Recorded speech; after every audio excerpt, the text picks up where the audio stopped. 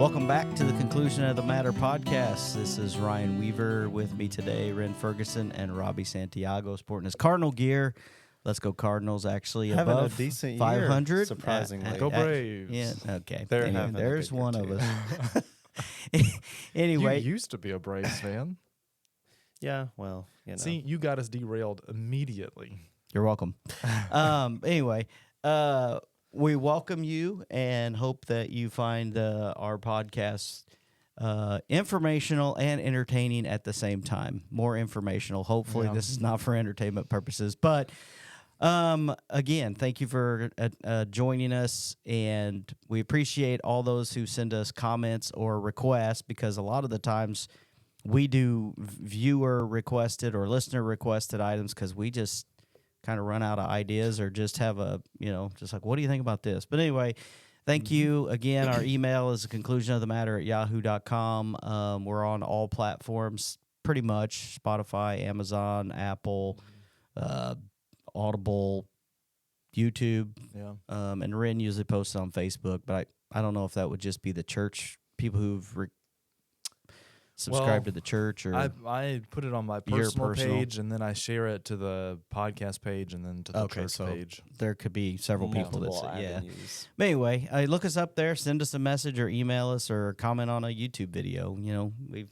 got some comments where we've been told how studious we were. Oh, wait. Stupid. Stupid, yeah. Not studious. Yeah. The three studiouses, stooges. But anyway, as Solomon wrote in Ecclesiastes by the guidance of the Holy Spirit, verses 13 and 14, the conclusion of the matter, everything having been heard, is fear the true God and keep his commandments, for this is the whole obligation of man. For God will bring every deed into judgment and every hidden thing, whether it is good or evil. So that is typically our guiding verse here to conclude where the Bible concludes. And I will go ahead and kick it off to Robbie, and he can get us started on today's topic. All right. Thanks, Ryan, and thank you all for listening. As Ryan said, if you do have questions, we'd love to tackle those. So send those in if you have any topic suggestions or questions. But today we're going to be talking about a segment that we've kind of gone back to a few times in the past called Knowing Your History. And in that series, we've kind of been looking at different points of particularly the Old Testament so far, but looking at the different history of God's people in the Old Testament, and then eventually when we get to the New Testament, looking at kind of some historical things there. But maybe a little bit of time before we get to the New Testament, but today we're going to be looking at a time period known as the United Kingdom. Not to be confused with across the pond today. Exactly. Not to be Yes. confused with Great Britain and all of those. But the United Kingdom that we're talking about from Scripture is generally in the books of 1st and 2nd Samuel, but as well as particularly 1st Kings and 1st Chronicles. And the time period we're dealing with is circling right after around the 1000 BC mark, but really more getting into the kind of early 900s, right around 900 and, I had on here about 1050 BC is when it begins, but then it goes all the way up until about 930 BC. So a span of give or take around a century or so. But the three kings that are in power that we're probably going to be breaking down here are probably some of the more well-known kings of the Old Testament, and that is King Saul, King David, and King Solomon. Who wrote Ecclesiastes? by Yeah. the way? And a good chunk of Proverbs. Yeah. It's kind of interesting to me that for most of Israel's history, at least in the Old Testament, they were not united. It's a very short period of time that they were actually united under these three kings. And that was kind of a point I was going to open with, speaking of, that it's only about a period of about 100 years, that, we think that the golden age, quote unquote, golden age of Israel was just for this like grand period of time. But to your point, for most of even the divided kingdom, when we get to that, it's not like they had many good kings and good years in there either. Well, I mean, just for reference for us, that would be like 1906 in America. from 1906 to today, that's how long they were united. Mm-hmm. Yeah, which, is a decent period of time when you take U.S. history. But when you broaden it out to world history, that's just, just a sliver Well, I of mean, time. even really. U.S. history, that's only about half of our history. Yeah. Mm-hmm. Yeah, almost exactly half. Yeah. So, but again, that's from give or take around the year 1050 BC all the way up until 930. And the three kings again are Saul, David, and Solomon. And then just a little bit of context. We kind of hit on this already, but the reason it's called the United Kingdom is because this was before the period where Israel and Judah end up separating. And so, do you guys have anything before we start kind of getting into it? No. Yes. You know what? I have listened to podcasts. No, but That's what I have noticed. I Yeah, do no. that all the time when I'm listening to it. When I go back and listen to some of our podcasts, I'm like, you guys usually say, "Do you guys got anything?" I'm like, "No," and I'm like, "Well, yeah, I do," and I'm like, "I should just say yes right out the gate." But you talked about this being a minimal time period for the entire history, but also these three guys here are really the only good that ever ruled over the Israel component. Israel never had a good king after that. Mm-hmm. Never, which Yeah. tells me the longer portion of their history was under the reign of evil, non-God following kings, and that's kind of sad. And Judah had a few, but they also had their share of not so great too. Well, and I also wanted to point out before we get into the specific kings, this was not the plan of God for Israel to ever have a king. Yeah. And in fact, it was back in, I believe, Deuteronomy, whenever Moses was giving the law again, and he even prophesied about how there was going to come a time. He gave a requirement of how to pick the king. Yeah, how to pick them. Because he knew they were going to. Yeah, Yeah. I always thought that was interesting. It's Yeah. like, interesting that, because I'm like, well, why would he give the command if he didn't want him to? Because he knew. Right. Yeah. Well, and it's interesting because we've been doing the Know Your History series, and we started with Joshua, where they were going in and taking the land of Canaan, and then the period after him was the Judges, where you had these different men who were kind of more so kind of in a political sense, and especially in a militaristic sense, but also in a religious sense, leading the people of Israel. But you didn't have a singular head over the entire, recognized head over the entire nation. It was more that you had like a commander or military general that was in charge of the military in a sense and had a lot of influence because of that, but they weren't the either elected or chosen king to make all the political decisions and such. And then you get to, which I think I'm sure we talked about him whenever we were looking at the period of Judges, but Samuel being the final judge. And if you look at 1 Samuel 8, that's when the people come to Samuel and they begin to demand a king. And I think it's interesting, going back to what you were talking about a second ago, Ryan, that God calls it sin, but yet he still allows them to do it. And they even recognize that, I mean, not initially, but afterwards they recognize, we did sin. Mm-hmm. I don't know. That dynamic is interesting to me. I think it's also kind of to Ryan's point that the fact that there's evil king after evil king is probably because they got away from what God had wanted them to do and had kind of started following after their own thing. But you even kind of see that from the beginning. Saul's not really known as being... Well, they all had their flaws, definitely, for sure.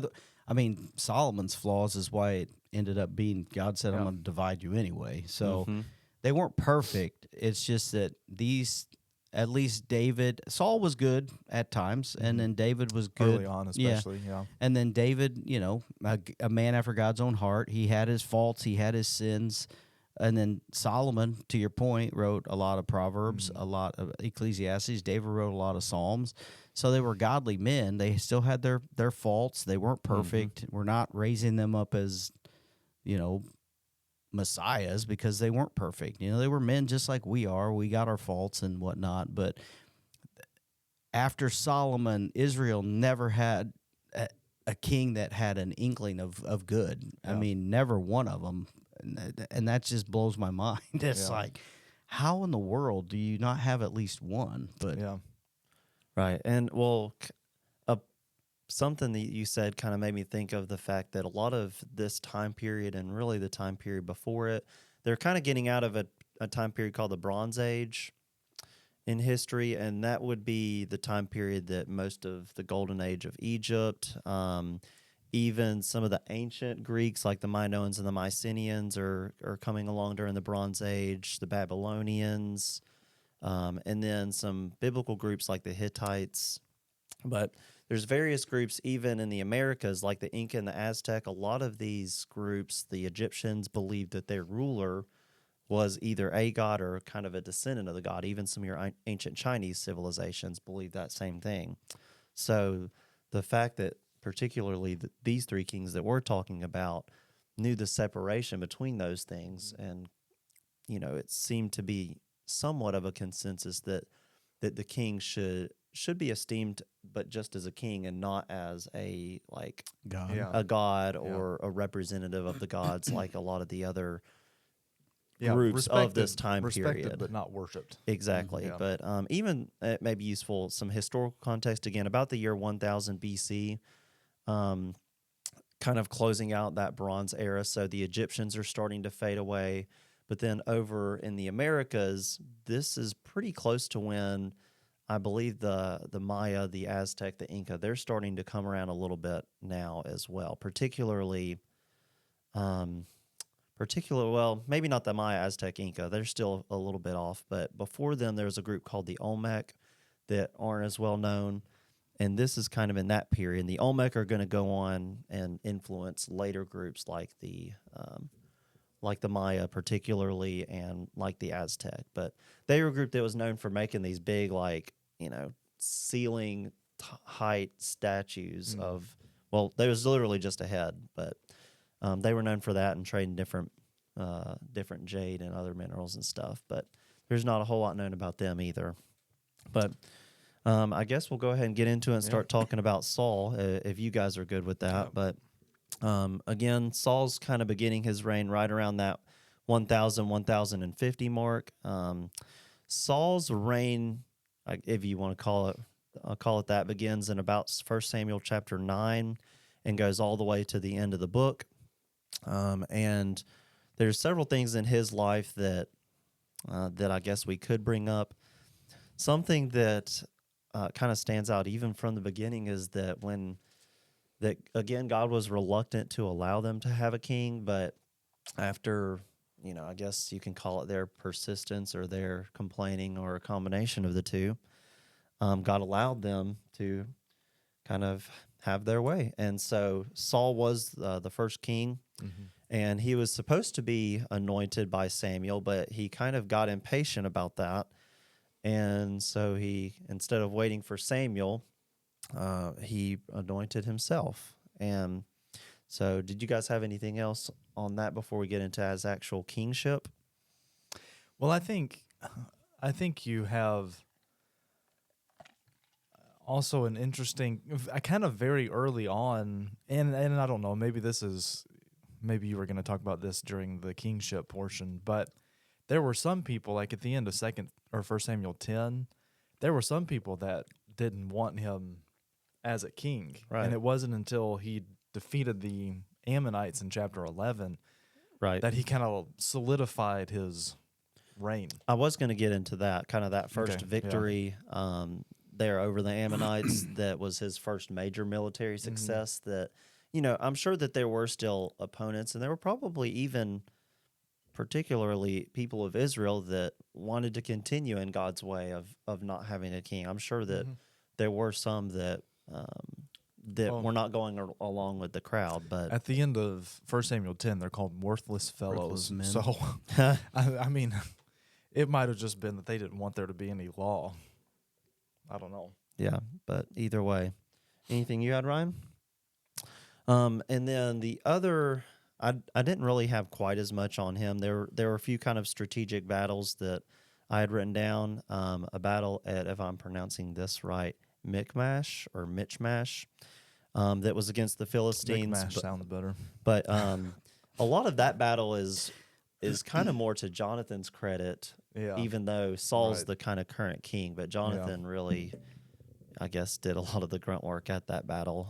Later, he defeats the Amalekites. So I would say a lot of Saul's legacy is really one of military success.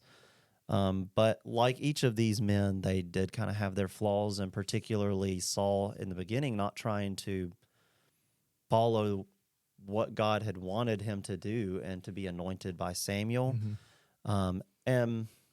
And then towards the end of his life, of course, we know that he began to struggle with and become very paranoid of David, and who we know that David's obviously going to become the next king, but just kind of he becomes a little bit. David kind of, you could say David's living rent free in Saul's head, as the locals say now. But and I would say too, you talking about his impatience, that really shows in chapter 13 of 1 Samuel. Because he was waiting for the priest, or no, he was waiting for Samuel to come and to offer a sacrifice, but Samuel wasn't getting there on time, and so he got impatient, and Saul, decided to take it upon himself to go and to offer the sacrifice. And then, of course, I think what you were talking about in chapter 14 with Jonathan, and I think that was there in chapter 14. It is, yes. And then chapter 15. He messes up again because he's told to destroy all of the Amalekites, but he doesn't. And he spares the king. He spares the best of the animals. And he blames the people. Yeah, and then he blames everybody else for it. And so at the end of chapter 15 there, he's not taken off of the throne, but he is told, basically, you're done. Mm-hmm. And I'm going to, by God, and I'm going to go find somebody else. Mm-hmm.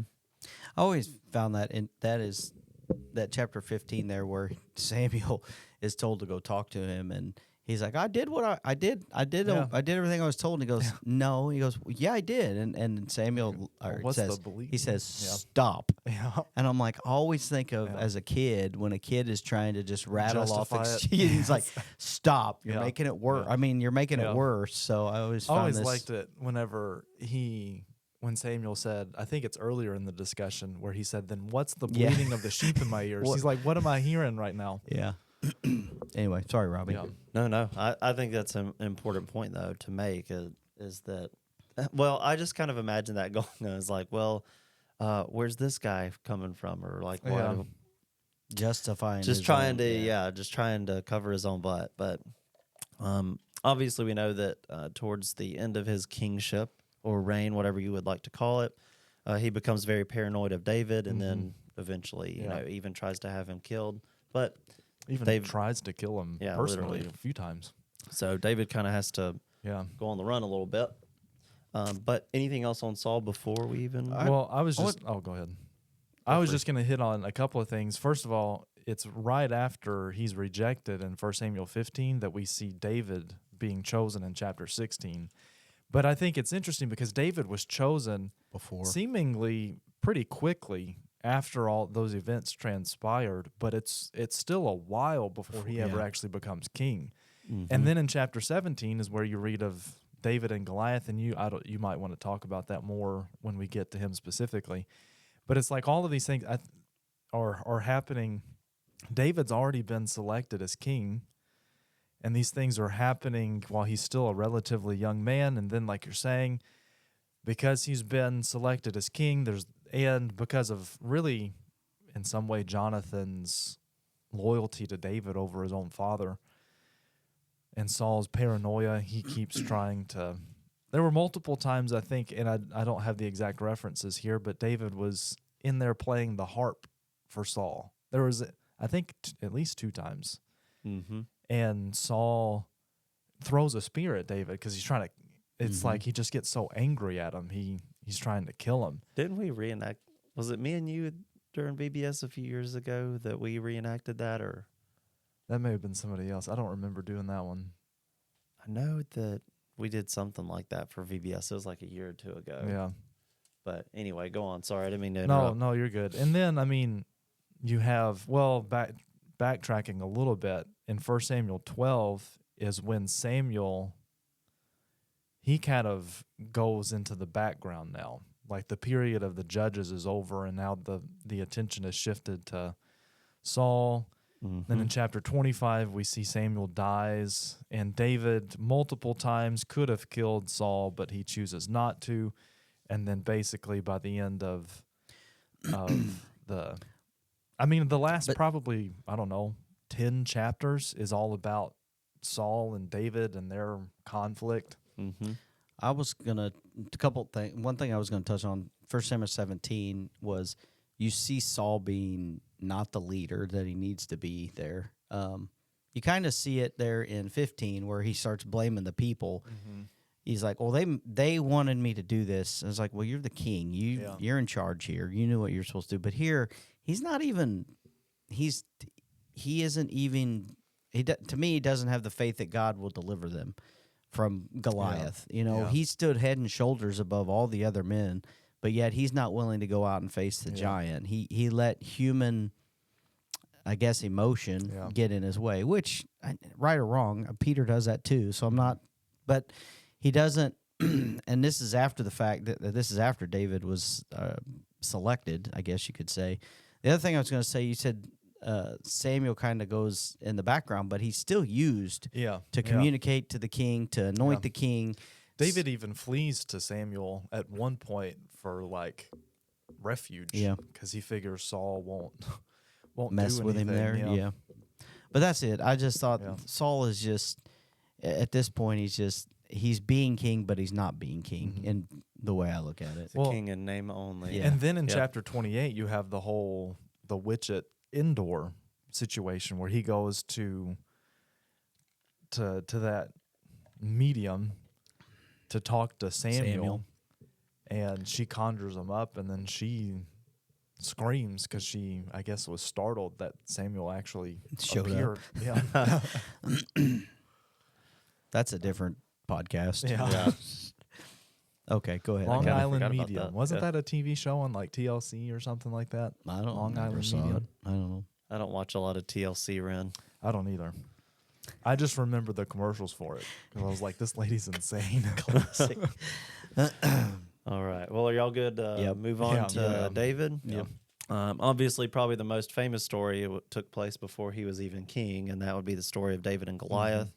And I remember as a kid, really young kid, this got corrected pretty quickly, but as a kid, you almost learned that like the rock that hit him killed him, like that was it, and you kind of forget about the part after that it pretty much just knocked him down, and then he came and cut off his head and everything. But even more important than that, we were talking in Bible class probably a month or two ago, maybe something like that, that David was kind of seen as kind of like a pipsqueaker, kind of Tiny. Tiny, irrelevant, and everybody at that time, and he was a lot younger, of course, that when Goliath encountered them, all the actual men cowered away from it, but then David was seen as like, well, no, not him. He's kind of, everybody looked at him kind of as if he wasn't worthy to do it, but he was the only one that was willing to. And I think that it's an important point that, that sometimes we kind of like judge and evaluate people differently than God does. That God sees things that the human eye will not see, and obviously He saw that in David even from his youth, and used him in that way against the Philistines. And then, of course, we'll talk about what He does as king too. But I was just going to say that's exactly what transpires there in chapter 16 when David is chosen to be king, and Samuel goes to Jesse's house, and he sees, was it the oldest? When Samuel sees him, Samuel's thinking, surely this is the guy, because he, I guess, was probably taller, bigger, stronger looking. He had that kind of king look to him. And then when they get through all of them and God's told no, and Samuel's like, do you have anybody else? And they're like, yeah, we got this one. He's out in the field. You want us to go get him? And then that's David, and that's the one that God has chosen. And he even tells Samuel there that God does not look at the outward appearance, but He looks at the heart. Absolutely. Yeah, that was kind of the point that I was trying to make too. Ryan, Yeah. anything on David and Goliath? No. The other few things that I had for his actual reign itself, is obviously kind of defeating the Philistines, not only at the time of David and Goliath, but a few different encounters with them. The borders of Israel are expanded into Moab, Ammon, Edom. So they're kind of, not maybe empire is the wrong word, but kind of expanding as a nation a little bit. There's a lot of political reforms that take place too, but probably one of the more disappointing stories, I guess, is obviously the one with Bathsheba, where I guess we all kind of know what happens there. But then eventually, after that, he tries to cover up for all of that, and so he sends them to the front line to be killed, and then so that he can, have that relationship with Bathsheba, and then of course the son. Even after a lot of David's, pleading and mourning and distress, the child ends up dying as a consequence of that sin too. Yeah. One thing that I thought was interesting in verse 1 in that account there in chapter 11 of 2 Samuel. Mm-hmm. Then it happened in the spring at the time when kings go out to battle. David sent Joab and his servants with him and all of Israel. The king wasn't where he was supposed to be. And I've kind of in a lesson, in a sermon, I think it was a sermon, a point is being where you're supposed to be will prevent you, not make you sin, but not prevent you from sinning, but if you're in the right place or if you're somewhere where you're not supposed to be, then the chances of you, I think if David had been where he was supposed to be, then this wouldn't have occurred, at least in this situation. It could have occurred at some other point. But I think the lesson there is here was the king kind of following Saul's lead, in my estimation, not being the king, but making other people go do what he's supposed to, and it caused him a lot of problems down the road because of this incident. I think that's an important point, and I wonder if, because when we talked about Saul and Jonathan even, but it wasn't uncommon for kings of other nations to send everyone else into battle and kind of, maybe be present, but sometimes, just send everybody else to do it. But I wonder how much precedent there is as it relates to Israel and sending a substitute, so to speak. Yeah. I was just going to make a couple of other points along the same lines of what you were just bringing up. There were multiple failures, like back to back to back. First of all, he hadn't gone out to war, but then whenever he saw Bathsheba, instead of just walking away and like tossing that out of his mind, he inquired about her and then brought her to the house. Like there were multiple times he could have put an end to that, but he refused to remove himself from the situation. Yeah. And because of that, he sinned. I was wanting to also bring up another thing that happens a little bit before David and Bathsheba, because the Ark of the Covenant had been taken by the Philistines. And so the Ark of the Covenant was not even in Jerusalem. It wasn't, the people of Israel didn't have possession of it. And it's not until chapter 6 with David, after he defeats the Philistines, at least in a battle, that they're able to get the Ark of the Covenant back to Jerusalem. But that is also when you read about Uzzah, and they were transferring it on the cart, and he reaches out to stop it, and God, of course, strikes him dead. And so that takes place a little bit. And I think as far as David and Bathsheba is a significant moral moment in his life, but also that's a significant religious moment in his life for multiple reasons. For one, because ultimately they were able to get the Ark of the Covenant back, but also he still failed to do it in the way that God had commanded them to do it. And that caused the problem. Yep. And for Uzzah, anyway. Yeah. I mean, that's a natural reaction, right? Yeah. If you're carrying something, to try to stop it. Yeah. But especially something that you revere like that, you would, I mean, could you imagine Uzzah, how bad, which, I mean, I guess maybe he would have rather just let it fall off the cart than die, but But in his mind, like that natural reaction of, Yeah. I don't want this to fall and bust need to because I'm catch it. I'm Yeah. responsible for it right now. I Yeah. 100% believe I would have done the same thing. Yeah. Just Well, like and as, it's just probably as like not a even thinking reaction. about Yeah. it. Yeah. Anyway, Yeah, Yeah. but But again, David set them up in the wrong situation, and it led yeah. to that. also, was Jerusalem considered like the capital or considered a significant city of Israel before David? Because I had thought that, I don't know if I read this straight out of the Bible, but I thought that I had read that David was kind of the one that made it, like kind of the Yeah, because official capital. I believe during the time of Saul that the tabernacle was in Shiloh. So I would but have to double check maybe, that. yeah, maybe I can find out Yeah. specifically where that is in a little bit. The other thing I was going to bring up that I may have never thought of this before in my life, that when we think of Uriah, and he's always referred to as Uriah the Hittite, Mhm. that that was originally the Yeah. Hittites, assuming it's Yeah. the same group, were enemies Yeah, of yeah. Israel for They were most of the not book of Jewish, yeah. Judges and others. And I believe the Hittites would have been in kind of an Asia Minor area. I Yeah. believe they're like present day Turkey. And I think we talked about this when we were looking at Judges. They were one of the groups, I think, they're specifically mentioned in, Joshua. Sorry, I think it said Judges. But Mhm. Joshua, I think they're specifically mentioned that they were one of the groups that were not completely driven out of the land. Right. But I just kind of put it together that Uriah presumably was a member of that group. And I wonder if maybe the result of the expansion of the kingdom, that God would allow that Oh, yeah. eventual marriage between him and Bathsheba. Or I wonder if Bathsheba was an Israelite, whereas he was a Hittite. Yeah. But anyway, I've never really connected any of those dots until I Yeah. just read it now. This says that according to the Hebrew Bible, King David conquered the city from the Jebusites, established it as the capital of the United Kingdom. Oh. It was known as Jebus, or Yeah. I guess. Yeah. So. Oh, well.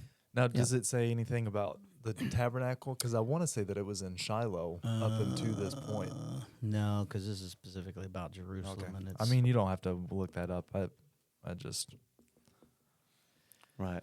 The only other things that I really had about David was the fact that he, wrote most of the Psalms, and during that King was- Saul's reign, the tabernacle was primarily located at Nob, a city of priests near Oh, Saul's okay, home yeah. in Gibeah. Yeah. So but not in Jerusalem. Yeah. So No, yeah, no. okay. Well, so later, guess- later in Saul's reign, likely following his massacre of the priests at Nob, the tabernacle was moved to Gibeon, which served as the main worship center and location of the bronze altar until Solomon built the temple. Okay. So I guess that would mean that David made it, I guess, the Yeah. official or unofficial capital of I think it was the Israel official capital, but I don't think that Yeah, worship the was moved there Tabernacle until until Solomon. until Solomon. Right, exactly. So, okay. Well, anything else on David before we pivot to we Solomon? know our history Yeah. with the help of Googly. The only other thing I was going to bring up is just, if you read the life of David, you just see really how tumultuous it was. Like, there With the wasn't much family? peace in his life. With all his family Yeah. problems too. Yeah, Starting with Saul, trying to kill him, he's fleeing from Saul, that whole thing. However, I don't know exactly how many years that would have lasted. But then after he becomes king, and everything that transpires with his son Absalom, where Absalom is trying to become king. to become king, to kill his own father, and again, just how the half brother incident with the daughter. Yeah, That yeah. whole. and just how much conflict there Mhm. was in his life. And Which even is just how why much- when you read the Psalms, I mean, you can really see. And I think a lot of people who are much more qualified than I am, psychiatrists and psychologists and things of that nature, in reading the writings of David, have kind of retroactively diagnosed him with anxiety and depression. And I mean, when you look at his life, you look can at see everything why. he had to go through, yeah, you could see why. even especially we glanced over this, but when Bathsheba was expecting, the child ends up dying, and just the emotional agony that he, was going through and just dealing with Yeah. all of that, Yeah. and among all the other things that he had already Yeah. dealt with in his life. But yeah, anything else that you have on David? Mm-mm. All right. Well, Solomon, as I believe Ryan's already pointed out, I did. our key verse of Ecclesiastes 12, Oh, 13, yeah. and Yeah. 14, Ecclesiastes as well as Proverbs written. We talk about him in every single episode. Exactly. So, and he's only king for a span of about 40 years from 970 to 930 BC. Big thing Solomon's known for is that he asked God for wisdom. We'll probably maybe harp a little bit more on that as well. But politically, or I guess from his actual reign itself, he's also credited with building the temple, with building, really kind of expanding Jerusalem, building the palace. It seems Solomon's the one that really makes Jerusalem and Israel more of a very like wealth-centered, like a capital city, like Yeah. very respectable. Obviously, he's yeah. known for also having like hundreds of wives and stuff. So I assume that a good many of those are also what they would in history refer to as political marriages, Yeah. probably too, to make alliances and build relationships with other groups. I would assume some of those Yeah. were probably of that nature or something along those lines. But strong military. This whole period from, I would say, if you're looking at it from a historical textbook sense, this period known as the United Kingdom, you could say is kind of the golden age of Israel, where it is very strong militarily. They're very wealthy. They have good leadership, not perfect leadership, as we've already pointed out, but godly men ruling. And this, I guess you could consider Israel's peak, or it's Yeah. it's a It's- good point in their yeah, history. It's no definitely. wonder that's what they wanted to go back to when Yeah. they expected someone to come back to David's throne. Yeah. They're wanting to go back to the golden age. Yeah. Right. And it's no wonder because of how significant they were, powerful they were, and whatnot. But Mhm. And not only that, but Ryan, you brought this, but that rest of their divided kingdom history, it's very Yeah. choppy and very filled with sin and conflict and problems, and eventual captivity, which for Exactly. both sides. But which we can.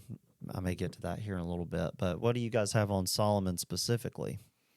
Well, I was just going to hit on a couple of those same things, especially his wealth. I remember I think it was whenever we were studying Ecclesiastes in the Wednesday adult class, we were talking about Solomon's wealth one night, and somebody looked it up because there's a passage, 1 Kings 4 is one passage that describes the wealth that he had, but I think there are some other passages as well.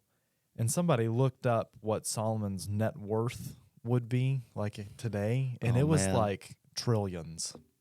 Like it was an insane amount of money. Because if you look at 1 Kings 4, starting in verse 20, it talks about the daily provisions for his family and all the people that were working and living in the palace.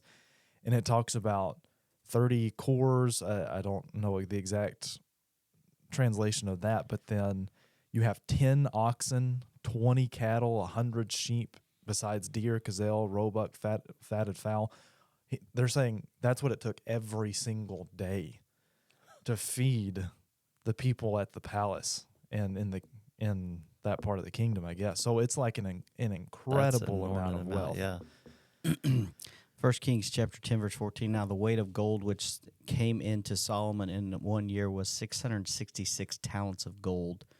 Besides that, from the traders and the wares of the merchants and all the kings of the Arabs, the governors of the country. 660, I don't know what that equates to, but that's just in 1 year. Yeah. So anyway.